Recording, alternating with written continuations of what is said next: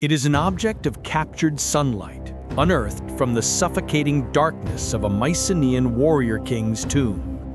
A necklace of exquisite golden amber, its warmth and luster a perfect echo of the hot Greek sun. For millennia, we saw this as a treasure of the Mediterranean world, but we were wrong.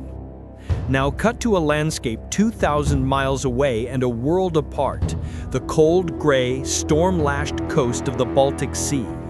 Here, amidst the ice-scoured shores and dark forests, identical pieces of this same petrified resin, the fossilized tears of a long-extinct pine, are washed ashore.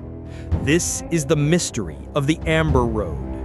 In a wild, roadless continent, how did this gold of the north travel from the frigid Baltic to the sun-drenched Aegean? This investigation will reveal that the answer is not a story of exploration, but of economics. It is the story of a prehistoric highway that created a new kind of power, the barbarian elite.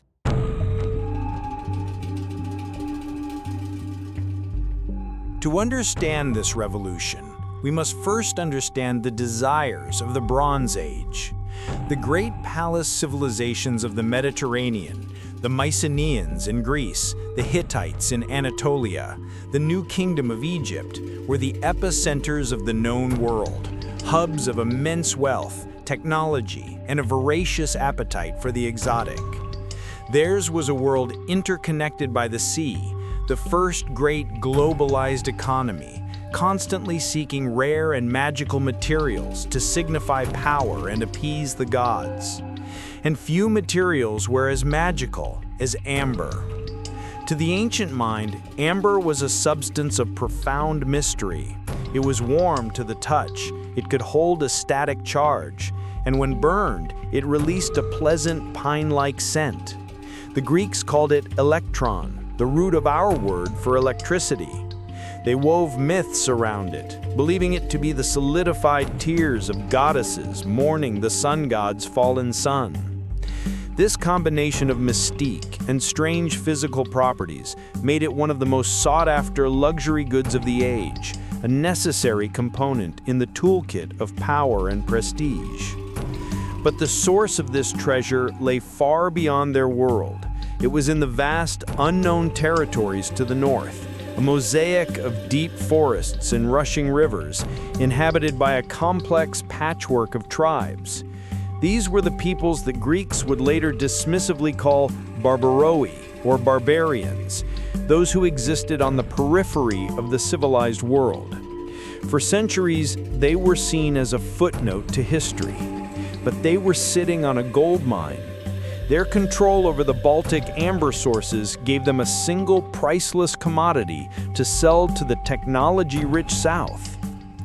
This investigation will trace the path of that commodity along one of history's most consequential and least understood routes of ancient trade, the Amber Road. We will journey from the shores of the Baltic, where the treasure was harvested, and follow its flow southwards along the great river highways of Europe, the Elbe, the Oder, and the Danube. We will identify the first powerful middlemen, the forgotten cultures of Central Europe who rose to prominence by controlling this trade. We will reveal how this was a two-way street, with amber flowing south in exchange for the ultimate Bronze Age technology flowing north, sophisticated metal weapons. Most importantly, we will uncover how this single trade route acted as a powerful economic engine that fundamentally reshaped the social order of a continent. It created, for the first time, a class of fabulously wealthy and powerfully armed warrior elites in the heart of barbarian Europe. This is not the story of how the civilized world influenced the primitive.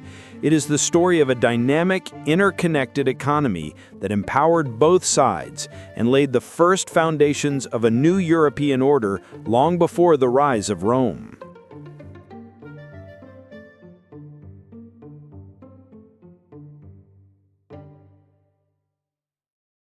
Before a single step could be taken on the Amber Road, before a single oar dipped into the great rivers of Europe, a desire had to be born. It was a desire for an object that possessed no practical utility, an object that could not be eaten, that could not build a home, and that could not win a war. Its immense value was derived entirely from its beauty, its rarity, and its strange, seemingly magical properties. This was Baltic amber, the gold of the North. To the sophisticated, sun-drenched civilizations of the Bronze Age Mediterranean, this substance was a captivating enigma, a piece of solidified sunlight from a mythical, unknown land. It was this intense, culturally constructed demand that provided the powerful economic gravity for the entire Amber Road, creating a market so lucrative it was worth crossing a continent to supply. At its most basic, amber is fossilized tree resin. Tens of millions of years ago, vast coniferous forests, unlike any that exist today, covered much of the Baltic region. These trees produced enormous quantities of a sticky, aromatic sap. Over geological time, this resin was buried under layers of sediment. Under immense pressure and heat, and in the absence of oxygen, the resin underwent a molecular transformation, a slow polymerization that hardened it into the stable, plastic-like substance we know as amber.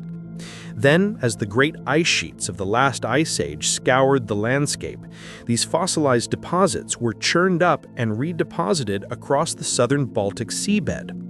For the people of the ancient world, however, its origin was a matter of divine myth. The Roman poet Ovid told the most famous story. After Phaethon, the son of the sun god Helios, lost control of the sun chariot and was struck down by Zeus, his grieving sisters were transformed into poplar trees on the banks of a river. Their eternal tears, hardened by the sun, became amber. This single myth perfectly encapsulates the ancient perception of amber. It was a substance of divine sorrow, celestial fire, and solidified sunlight.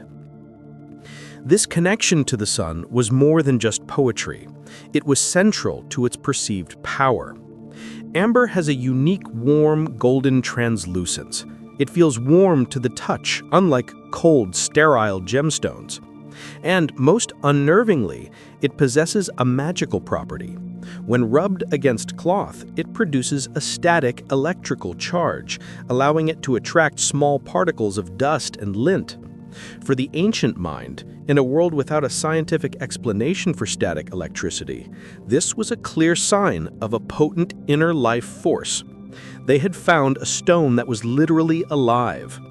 The strange solar energy made amber one of the most powerful apotropaic materials of the ancient world, a substance believed to ward off evil, protect the wearer from harm, and cure a host of ailments, from fevers to madness.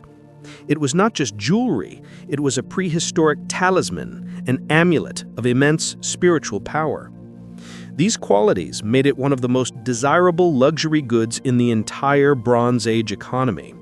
While the elites of Mesopotamia and Egypt craved the deep blue of lapis lazuli from Afghanistan, the civilizations of the Aegean and the wider Mediterranean developed a particular obsession with the golden glow of amber.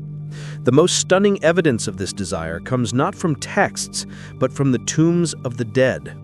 In Egypt, amber beads have been found in burials dating back to 3000 BC, including the famous tomb of the boy king Tutankhamun. But the true epicenter of the Bronze Age amber craze was Mycenaean Greece. In the 1870s, the archaeologist Heinrich Schliemann excavated the legendary grave circles at Mycenae, the tombs of the warrior kings who may have inspired Homer's epics. He expected to find gold, bronze, and pottery. He was stunned to uncover a treasure trove of Baltic amber. Inside these graves lay hundreds, even thousands, of meticulously carved amber beads, spacers, and pendants, often strung together with gold to form breathtakingly elaborate necklaces and diadems. The sheer quantity was astonishing. One single burial contained over 1,200 amber beads. This was not a rare, occasional import. It was a flood, a clear sign of a major established route of ancient trade. And it was exclusively the property of the highest elite. The amber was found alongside the golden death masks, the bronze swords, and the symbols of royal power. Its presence in these specific contexts tells us everything we need to know about its economic and social value. It was a material deemed worthy of accompanying the most powerful people on Earth on their journey to the afterlife. This incredible demand created a powerful economic vacuum. The kings of Mycenae, the pharaohs of Egypt, the chieftains of Central Europe, they all wanted this material. They were willing to pay a high price. The value was not in the object itself, a simple piece of fossilized resin, but in its story, its mystique, and the immense difficulty of its acquisition. The journey from the cold shores of the Baltic to the warm citadels of Greece was a long and perilous one. The price paid by the final consumer in the south had to account for the immense risks and the long chain of middlemen who controlled the route. The raw material, simply picked up on a beach in the north, became a source of almost unimaginable profit by the time it reached the south. This vast potential for profit was the spark that would ignite the Amber Road, a trade route that would transform the economic and political landscape of a continent.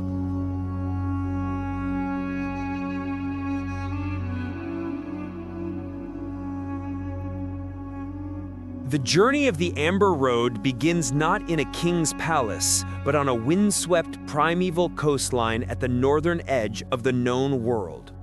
This was the Sambian Peninsula, a finger of land in modern-day Kaliningrad and the adjacent shores of what are now Poland and Lithuania. For millennia, this was the single richest source of high-quality amber on the planet, the fountainhead of the entire transcontinental trade. But the people who lived here, the early Baltic and Germanic tribes of the Neolithic and early Bronze Age, had no idea of the immense value their local resource would one day command. For them, amber was simply a part of their world, a beautiful and occasionally useful stone given to them by the tempestuous sea. Understanding their simple, low-tech methods of harvesting is the first step in appreciating the immense value that was added as this gold began its long journey south. The source of this incredible wealth was not a mine, but the sea itself. The amber, originally formed in vast prehistoric forests, now lay in huge deposits of blue earth, a type of glauconite sediment on the floor of the Baltic Sea. The people of the shore did not need to dig for it. The sea did the work for them. During the violent storms that frequently lashed the coast, the powerful currents and waves would churn up the seabed, dislodging the lightweight, buoyant amber from the sediment. As the storm subsided, these pieces of fossilized resin, tumbled smooth by the waves, would wash ashore, tangled in seaweed and driftwood along the high tide line. The harvest was a simple and opportunistic act. After a storm, entire communities would comb the beaches, their eyes trained to spot the telltale golden glint of an amber nugget amidst the debris of the shore. This was the amber harvest, a seasonal and unpredictable event entirely dependent on the whims of nature. For these early coastal societies, amber was a familiar and accessible material. Archaeological finds from the region dating back to the Stone Age show that it was used extensively, but for local purposes. They carved it into simple beads, pendants, and, most characteristically, into small stylized human and animal figurines. These were objects of deep cultural and spiritual significance, likely used as protective amulets or as offerings to the complex pantheon of nature spirits that governed their world. The technology was simple. The amber was worked with basic flint tools, polished with sand, and drilled with bone or stone owls. There is little evidence of a large-scale organized industry. It was a local craft for local consumption. The economy was one of subsistence, not of export. But as the Bronze Age dawned in Central Europe and the Mediterranean, the outside world began to take notice. The first traders, likely from neighboring tribes in northern Germany and Scandinavia, would have arrived on these shores, perhaps seeking to trade simple metal goods for this strange, beautiful stone. For the Baltic peoples, this was a revolutionary moment. A material that they could literally pick up off the ground after a storm was, it turned in, a valuable commodity. They were, in the parlance of modern economics, a region with an immense comparative advantage in a single, unique natural resource. They were the sole proprietors of the world's most productive amber mine, and the mine required no digging. This dawning awareness of their resource's value would have slowly transformed their society. While the harvesting methods remained simple, the scale would have increased. More people would have dedicated their time to patrolling the beaches. A single successful harvest after a major storm could yield a fortune. Control over the most productive stretches of coastline would have become a source of power and conflict. Local chieftains likely emerged. Their authority derived not from land or armies, but from their ability to manage the amber harvest and to negotiate with the foreign traders who arrived from the south. This was the very beginning of the Amber Road, the first, northernmost link in a chain that would eventually stretch across a continent. What is remarkable is how little the technology at the source needed to change. The true value of the Amber Road was not created by a complex extraction process, as with Tyrrhene purple, or a difficult manufacturing technique, as with obsidian blades. The value was created almost entirely by distance and desire. The story of this ancient trade is one of arbitrage on a continental scale. The Baltic peoples were the ultimate primary producers, selling a raw material for a price that, while likely very attractive to them, was only a tiny fraction of its final market value 2,000 miles away in Mycenae. The immense profits were to be made not by those who found the amber, but by those who controlled its long and perilous journey south.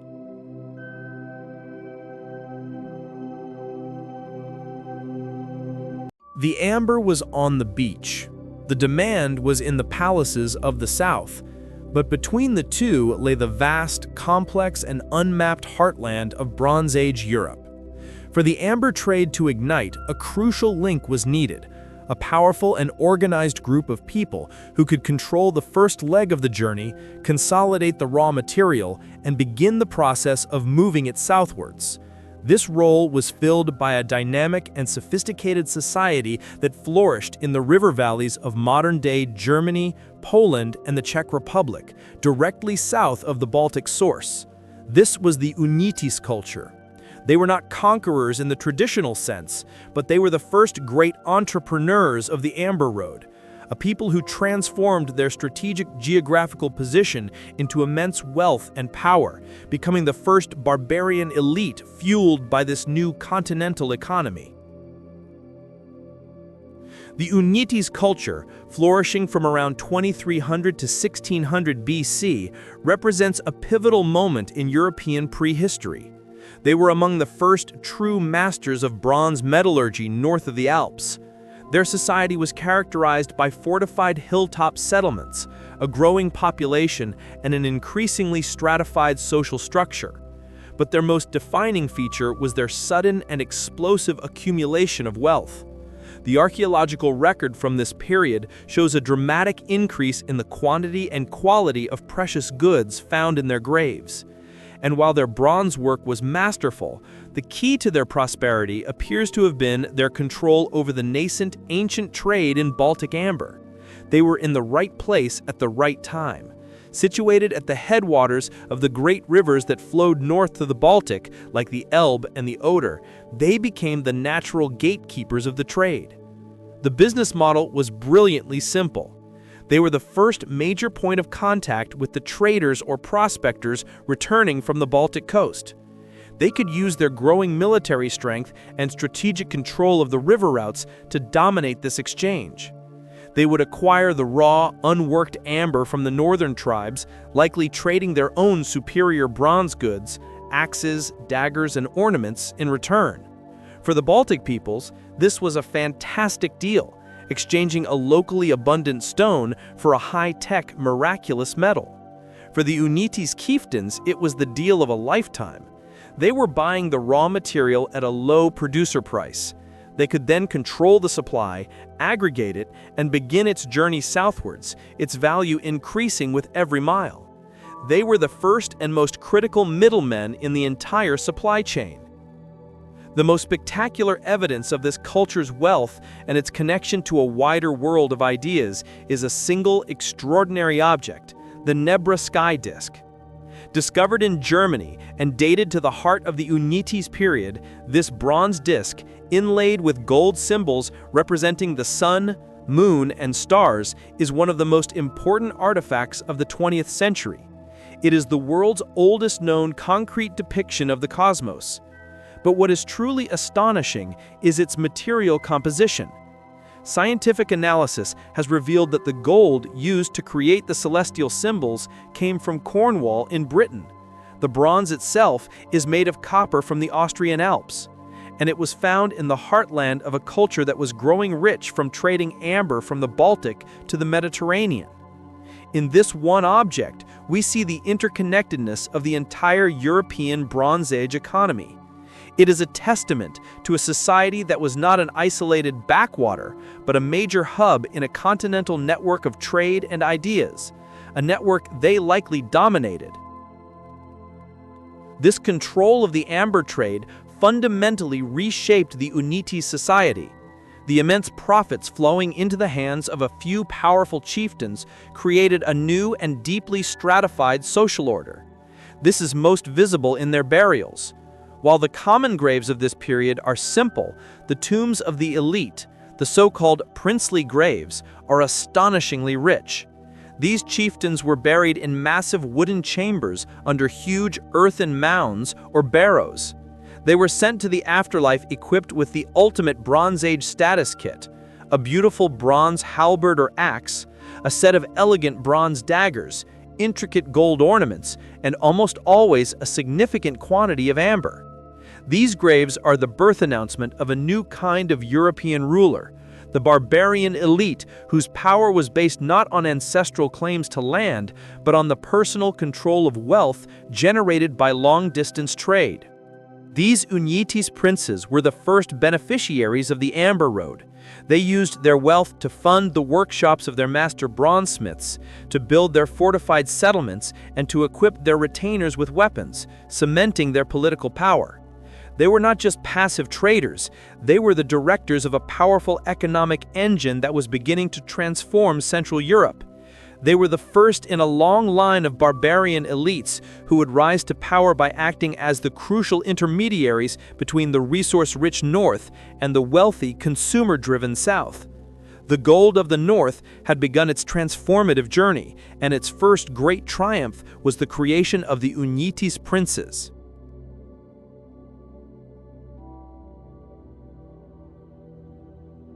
The amber was consolidated in the hands of the Unetice elite.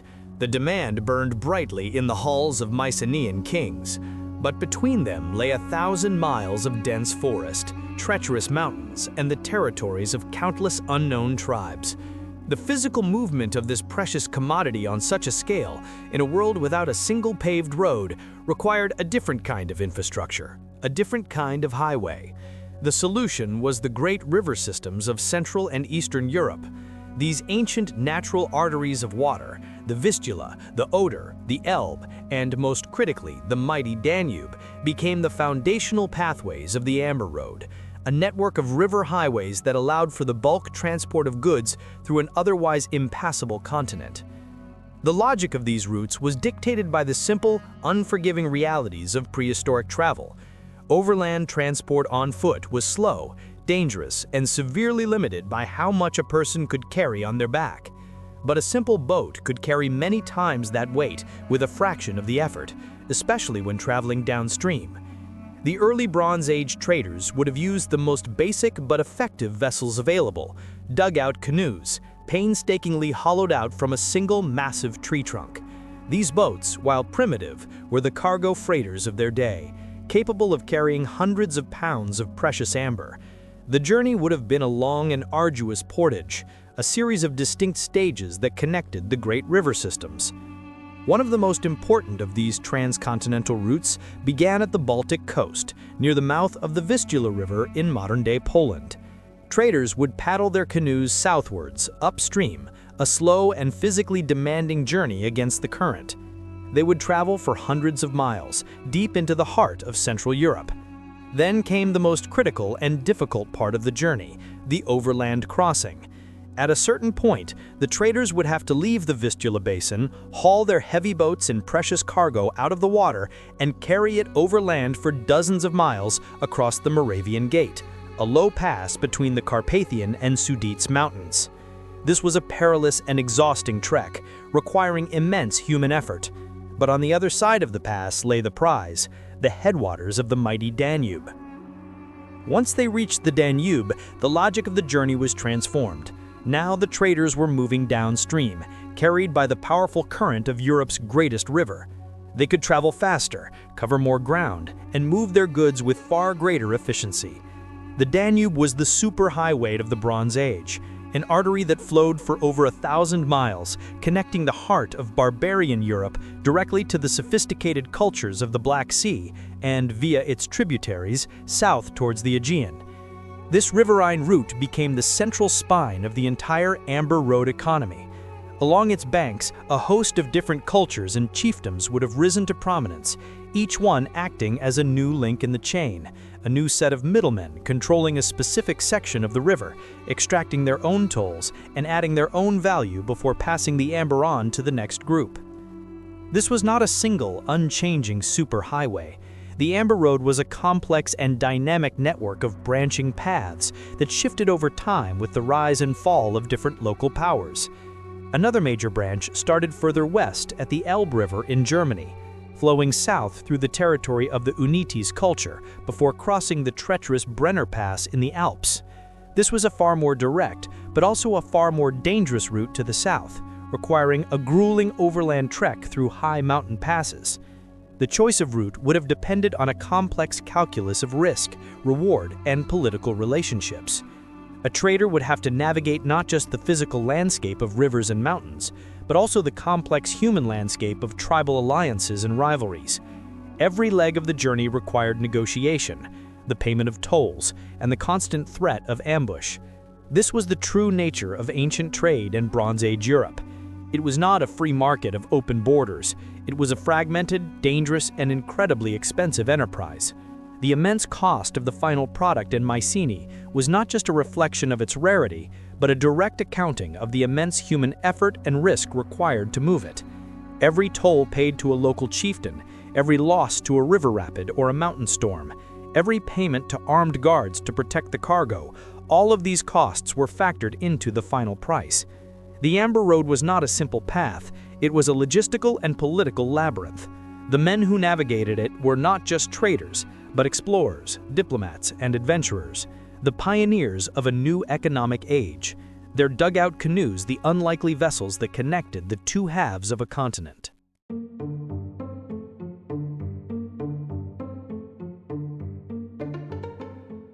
The amber trade was more than just a line on a map.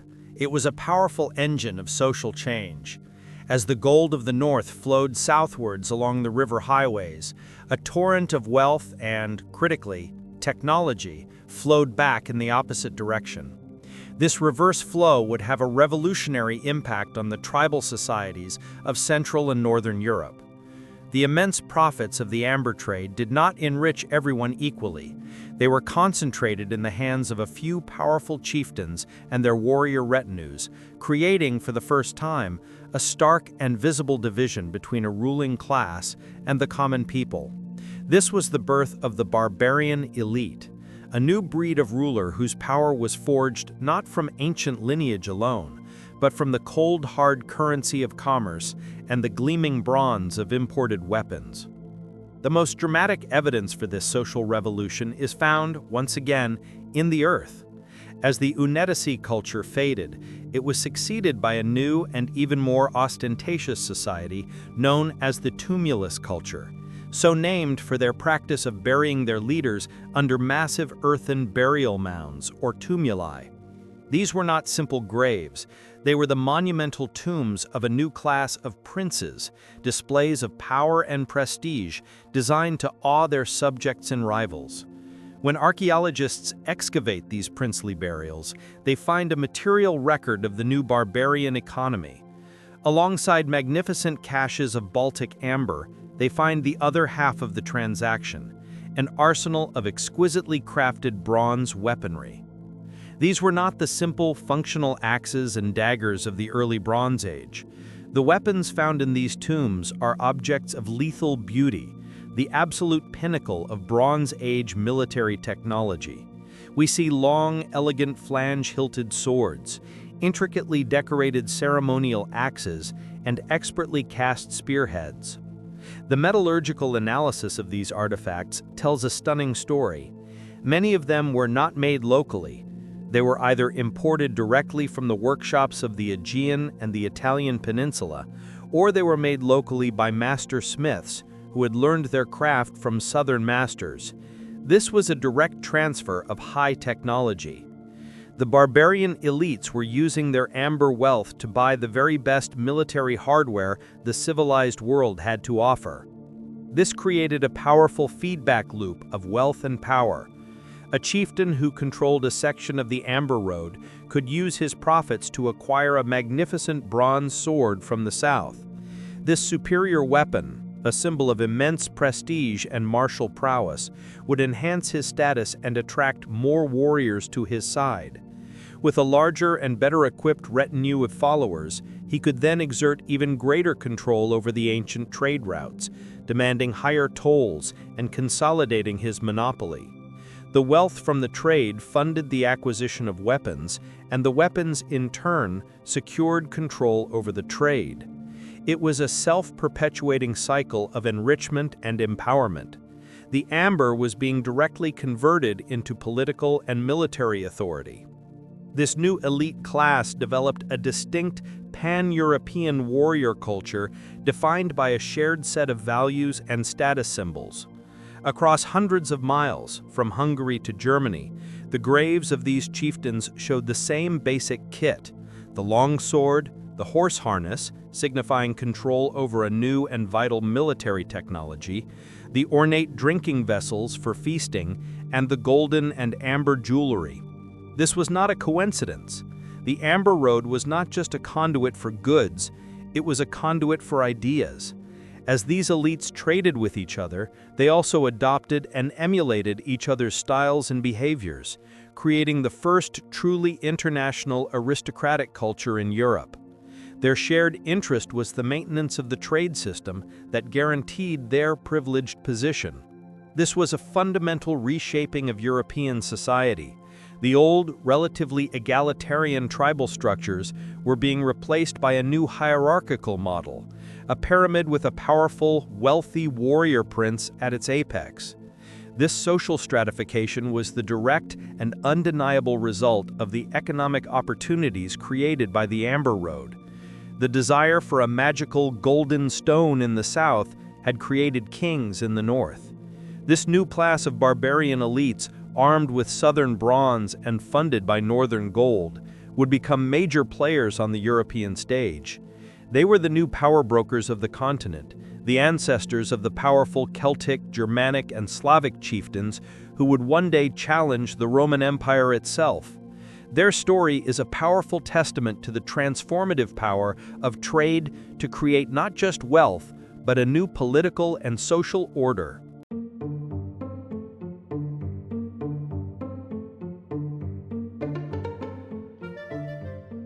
The Amber Road was not a one-way street that ended in the heart of Germany. To understand the full scope of this continental economy, we must follow the trail of bronze and gold as it flowed northwards, beyond the Baltic coast and into the lands of Scandinavia. The peoples of the Nordic Bronze Age, inhabiting what is now Denmark, Sweden, and Norway, were not merely the passive, distant suppliers of the raw amber. They were active and sophisticated participants in the trade, a wealthy and powerful culture in their own right, whose entire society became deeply intertwined with the wealth and the symbolism of the Amber Road. This Nordic connection reveals the true complexity of the ancient trade network, a dynamic system of exchange that enriched and transformed every culture it touched. The Nordic Bronze Age, from roughly 1700 to 500 BC, was a period of remarkable cultural flourishing, and its prosperity was built almost entirely on trade. Scandinavia had virtually no native sources of copper or tin. Every single bronze object from this period, every axe, every sword, every razor, every delicate piece of jewelry, was made from metal that had been imported from hundreds, even thousands of miles away. The sheer quantity and breathtaking quality of the bronze artifacts found in this region are staggering, far exceeding that of many other parts of Europe. This presents a simple economic question: how did they pay for it all? The answer, in large part, was amber. The Nordic peoples, particularly in Denmark, were perfectly positioned to control the flow of amber from the primary Baltic sources, acting as another key group of middlemen, and to trade it south in exchange for the finished metal goods they desired. This created a vibrant two-way economy. The Nordic chieftains were not just buying bronze, they were commissioning it. The styles of the artifacts found in their graves show a fascinating fusion of influences. While some objects were direct imports from the south, many were made locally by master craftsmen who had adapted Southern European techniques to their own unique and powerful aesthetic. They developed a distinct artistic style, characterized by elegant, swirling, circular motifs. This style is found on everything from massive bronze lures, curved ceremonial horns, to the delicate decorations on a woman's belt buckle. This was not a primitive society passively receiving foreign goods. It was a sophisticated market with its own discerning tastes, a powerful consumer base that shaped the output of workshops across the continent. What is most fascinating is how the symbolism of the amber and the bronze became fused in their cosmology. The swirling circular motifs that dominate their art are widely believed to be connected to a powerful and pervasive sun cult. In the northern latitudes with their long, dark winters, the sun was a vital, life-giving force, an object of intense veneration. Amber, the gold of the north, with its warm, golden, sun-like glow, was the perfect physical embodiment of this solar deity. Bronze, with its own shining, sun-like gleam, was its metallic counterpart. The two materials, the two key commodities of their trade, became the central elements of their religious expression. The most spectacular example of this fusion of sun worship, bronze technology, and amber wealth is the Trundholm sun chariot. Discovered in a Danish bog, this small, exquisite bronze sculpture depicts a horse pulling a large disc.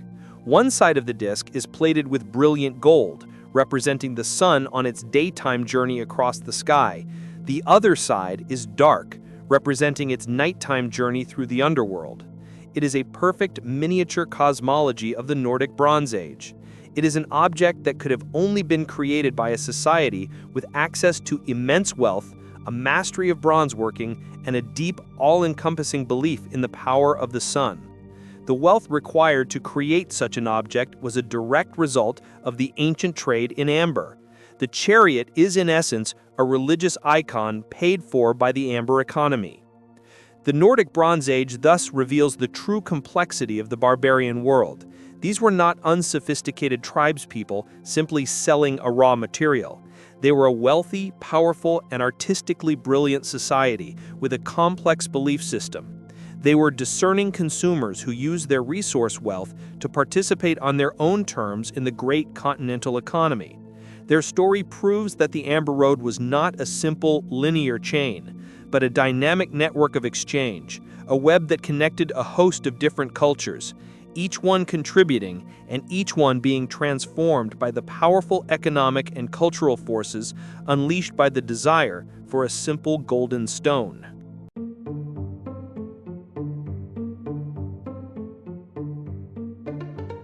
The long and perilous journey of Baltic amber, having passed through the hands of countless chieftains and traders along the river highways of Europe, finally reached its ultimate destination, the sun-drenched shores of the Aegean Sea. Here, in the great fortified citadels of the Mycenaean Greece, the amber entered the final and most lucrative phase of its economic life. The Mycenaeans were the great consumers at the end of the road, the final market whose insatiable demand had powered the entire continental network. In their sophisticated workshops, the raw, unrefined gold of the north was transformed into exquisite objects of high art, its value magnified one last time before it was deposited in the tombs of their kings, the ultimate symbols of a truly globalized Bronze Age economy. The Mycenaean civilization, which flourished from around 1700 to 1200 BC, was the first great Greek-speaking power. They were a society of warriors, sailors, and above all, traders. Their palaces at Mycenae, Pylos, and Tiryns were not just royal residences.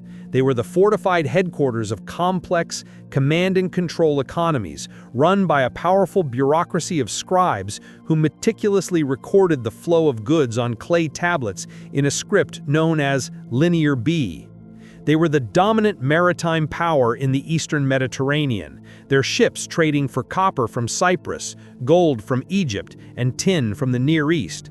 But for all their connections to the old, established empires, their most exotic and prized import came from the opposite direction, the barbarian north.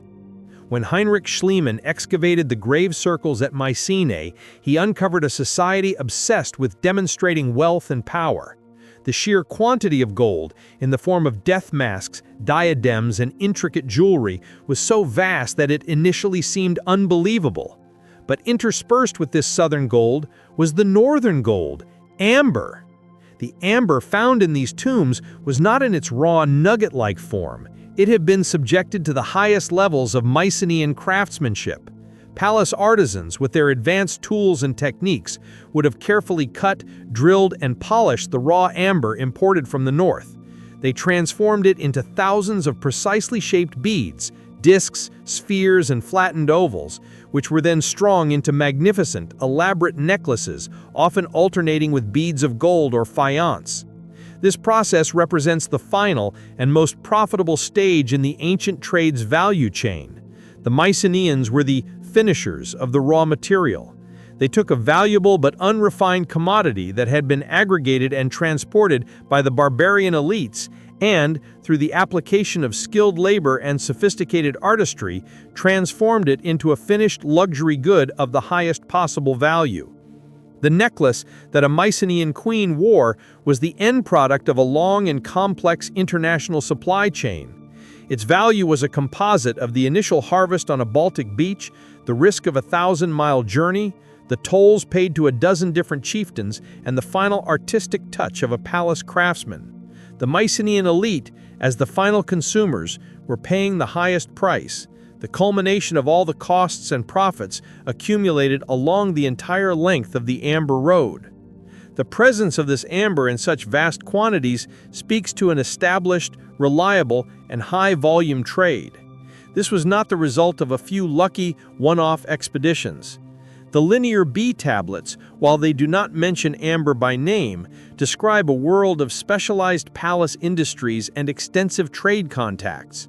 It is almost certain that the Mycenaeans were not themselves traveling to the Baltic. Instead, they were likely meeting the final middlemen of the Amber Road at key trading posts at the head of the Adriatic Sea, in northern Italy, or on the Balkan coast. At these liminal points, the two worlds would have met, the barbarian traders from the north offering their precious raw material, and the sophisticated Mycenaean merchants offering the goods of the civilized world, finished bronze weapons, fine pottery, wine, olive oil, and most importantly, the gold and silver needed to purchase the amber. This was the great nexus point of the continental economy, the place where the two halves of Europe exchanged their respective treasures. For the Mycenaeans, amber was more than just a beautiful material. It was a tangible link to a vast, mysterious, and resource-rich world that lay beyond their immediate horizon, a world they were connected to by the powerful, invisible threads of trade.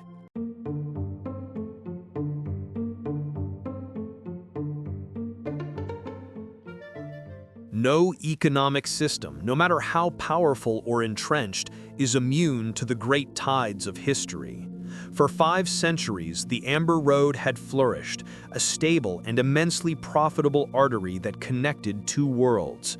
It created kings in the north and adorned the rulers of the south. But around the year 1200 BC, the world that had sustained this trade was plunged into a mysterious and catastrophic dark age. The great palaces of the Mycenaeans burned, the Hittite Empire vanished, Egypt fell into decline, and the intricate web of ancient trade that had defined the Bronze Age Mediterranean simply disintegrated. This was the Bronze Age collapse, and its shockwaves were felt all the way to the shores of the Baltic. The demand that had powered the Amber Road was extinguished, and the great prehistoric highway fell silent. The causes of the Bronze Age collapse are one of history's great mysteries, a perfect storm of climate change, widespread famine, mass migrations, and the mysterious invasions of the Sea Peoples. But the consequences for the Amber Road are clear. The primary consumers at the end of the line, the wealthy, status-obsessed elites of the Mycenaean palaces, were gone. Their cities were destroyed, their bureaucracies vanished, their wealth was plundered or scattered. The sophisticated market for luxury goods in the Aegean simply ceased to exist. With no one left to buy the amber, its value plummeted. The economic incentive that had once compelled traders to undertake the perilous 1,000-mile journey across a continent evaporated. The effects rippled northwards, link by link up the entire supply chain. The chieftains of Central Europe, whose power and prestige were built on controlling the flow of amber and acquiring bronze from the south, suddenly found their business model broken. The economy they had mastered was in ruins. This economic upheaval was likely a major contributing factor to the social upheaval seen in Europe during this period, known as the Urnfield culture, a time of significant population movement and societal change. The old warrior elites, their source of wealth and high-tech weaponry gone, likely lost their grip on power. In the north, the once thriving Nordic Bronze Age, deprived of its steady supply of southern bronze, went into a slow decline. The great continental network, deprived of its southern engine, fractured and broke apart. The Amber Road did not just close, it was largely forgotten. Its pathways fading back into the landscape, its purpose lost to a world in turmoil. For over 1,000 years, the direct, high-volume amber trade between the Baltic and the Mediterranean seems to have ceased. But the memory of the gold of the north lingered.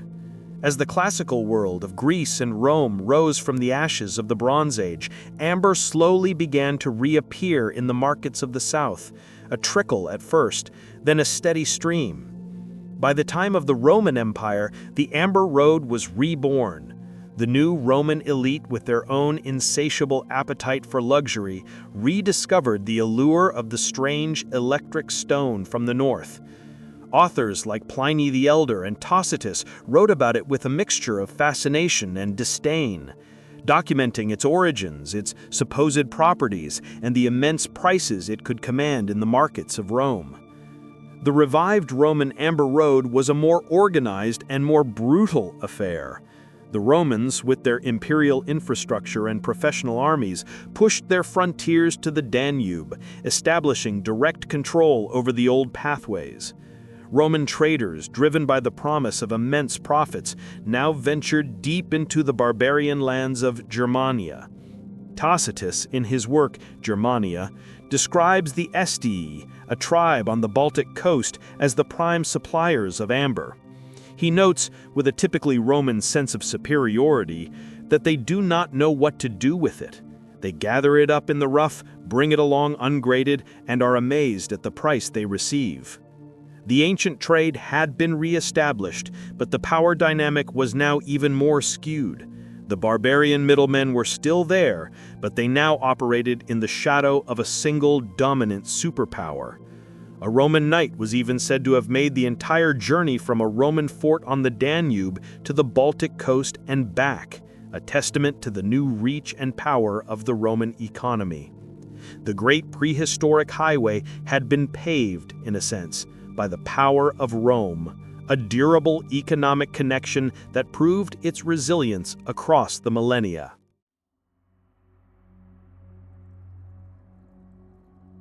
Our investigation began with a single, beautiful bead of amber, an object that tied two worlds together. We sought to understand the great prehistoric highway it traveled, and the power it conferred upon those who controlled its flow. Having traced its journey from the storm-tossed shores of the Baltic, down the great river arteries of a continent, and into the treasure chambers of Mycenaean kings, the evidence supports a clear and powerful verdict. The Amber Road was far more than a simple route for ancient trade. It was a transformative economic engine that fundamentally reshaped the social and political landscape of Bronze Age Europe. It was the mechanism that allowed the resource-rich but technologically poorer societies of the North to power their own social revolution. We have established that the entire network was fueled by an intense, culturally driven demand for Baltic amber in the high civilizations of the Mediterranean. Its mystique, its connection to the sun, and its seemingly magical properties made it one of the most coveted luxury goods of the age, creating a powerful economic vacuum that pulled the commodity southwards across a continent. Our investigation has demonstrated that this trade was a two-way exchange of immense consequence. While the gold of the North flowed south, a stream of wealth and, most critically, high technology in the form of advanced bronze weaponry flowed back to the North. This reverse flow was the key to the entire social transformation. Crucially, we have shown that the immense profits of this trade were not distributed evenly. They were concentrated in the hands of a new class of powerful chieftains and warrior princes who rose to prominence by establishing control over key sections of the river highways. The archaeological evidence from the lavish princely graves of the Unetice and tumulus cultures is undeniable. These tombs, filled with a potent combination of Baltic amber and southern bronze weapons, are the birth certificates of a new barbarian elite.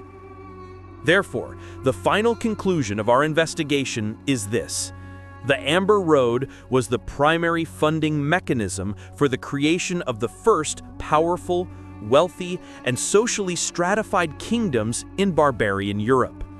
The amber economy gave these chieftains the purchasing power to acquire superior military technology, which they then used to enforce their control over the trade, creating a feedback loop of wealth and power. For the first time, rulers in the heart of Europe derived their authority not just from control over land, but from their command of a continental supply chain. The desire for a simple, fossilized resin in Greece directly created a new political order in Germany. The Amber Road, in the end, did not just move a commodity, it built a new civilization of barbarian kings.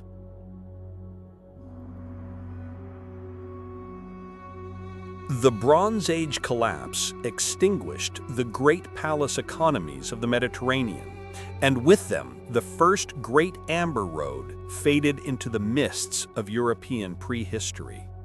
But the connections it forged and the social transformations it unleashed were permanent.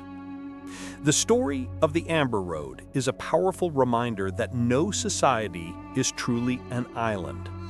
It is a timeless lesson in how the desire for luxury and the inexorable logic of trade can weave disparate and distant peoples into a single, interconnected story, fundamentally altering the course of history for all involved. The Amber Road forces us to redefine our understanding of barbaric Europe. Far from being a static, isolated, and primitive backwater, the societies of the European interior were dynamic and sophisticated players in a continental economy. They were shrewd entrepreneurs who recognized the immense value of a local resource and leveraged it to the greatest possible effect. The amber trade gave them agency.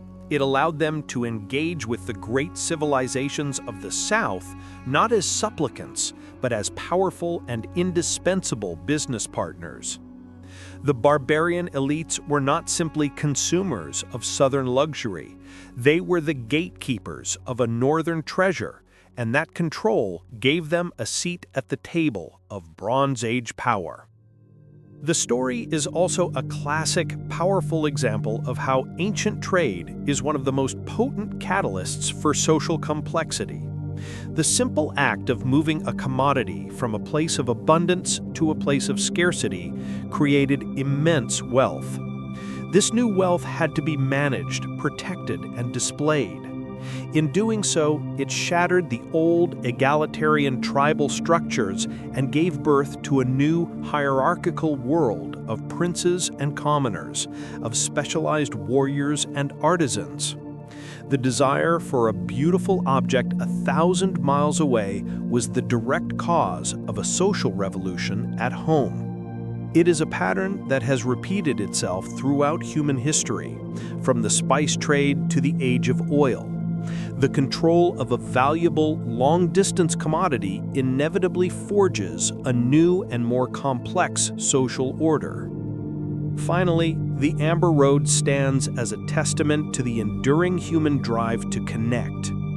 It was a network built not by emperors or armies, but by the cumulative efforts of countless anonymous traders, explorers, and chieftains, each seeking to better their own position. It was a triumph of logistics over a wild and untamed landscape, an act of continental-scale cooperation driven by mutual self-interest. It proves that the desire for what lies beyond the horizon, for the exotic, the beautiful, and the valuable, is one of the most powerful forces in human history. The warm, golden glow of a simple piece of fossilized resin was a light powerful enough to illuminate the first pathways of a truly European economy, connecting the two halves of a continent and forever changing the destiny of both.